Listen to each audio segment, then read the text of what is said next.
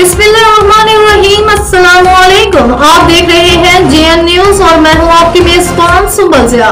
Bulletin का बाकायदा आगाज करते हैं और शामिल करते हैं अब तक की अहम तरीन खबर शामिल करते हैं जेहलम से, जहां हमारे सकाफती नुमाइंदा खादिम सकाफत जुबैर चौधरी मौजूद हैं। शहीदों और गाजियों की सरजमीन जेहलम से एक और माँ का लाडला वतन अजीज के खातिर जाम शहादत नोश कर गया। जेहलम के नमाही गाँव खाई कलिया का रहायशी सूबेदार अब्दुल गफूर का बेटा चौधरी हसन शहजाद मोरखा 21 नवंबर 2024 को वतन अजीज के दुश्मनों से मुकाबला करते हुए जाम शहादत नोश कर गए। शहीद का नमाज जनाजा आज शाम उनके आबाई कब्रिस्तान खाई कलिया में अदा किया जाएगा और उनको पूरे फौजी एजाज के साथ दफन किया जाएगा। इतलात के मुताबिक पेशावर से एमरजेंसी जाने वाली कानवाई पर और आज दहशत गर्दों की फायरिंग से खवातीन और बच्चों समेत 100 मुसाफिर शहीद और 100 से ज्यादा जख्मी हो चुके हैं। सरकारी कानवाई में जाने वाले मुसाफिरों पर खवारिज दहशत गर्दों का हमला लम्हे फिक्रिया है।